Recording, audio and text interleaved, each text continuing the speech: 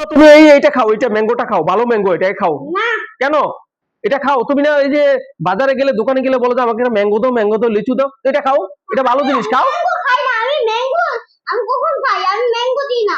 এটা তো ম্যাঙ্গো, এটা দোকান থেকে এনেছি। ম্যাঙ্গো কিনি না, তুমি মিথ্যা বলছো। তুমি দোকানে গেলে বলো যে আমাকে একটা ম্যাঙ্গো কিনে দাও, একটা লিচু কিনে দাও, তো ম্যাঙ্গো কিনেছি, এটা খাও, এটা খাও। নতুন চকলেট কিনে দাও। নতুন চকলেট কিনে, এটা ম্যাঙ্গোটা, এটা ভালো জিনিস, সিংহ সিংহ, এটা খাও। খাবো না। কেন? এটা ভালো, এটা খেলে তোমার না পেট ব্যথা করবে না, খাও খাও, ভালো জিনিস খাও। কেন খাও? কেন খাবা না? কেন খাবা না? খাবো না। তুমি দোকানে গেলে বায়না করবা আর কখনো বলবা যে আমাকে ম্যাঙ্গো কিনে দাও, আমাকে লিচু কিনে দাও? এটা খেলে কি হয় বলো? এটা খেলে কি হয়?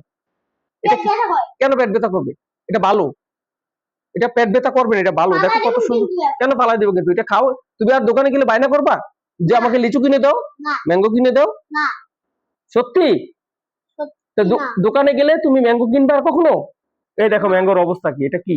এটা এক ধরনের প্লাস্টিক, ডিমের কুসুমের মতো। এটা খেলে কি হবে? তোমার কি হবে এটা খেলে বলো? পেট ব্যথা করবে। পেট ব্যথা করবে। হ্যাঁ। আর কখনো বলবা যে আমাকে ম্যাঙ্গো কিনে দাও, না আমাকে লিচু কিনে দাও? না হ্যাঁ, কখনো বলবো না। তো প্রিয় বন্ধুরা, এই যে দেখেন আমার বাচ্চারা আমি সাথতেছি, সে খাবে না, বলে যে না এটা খায় না, এটা ভালো না।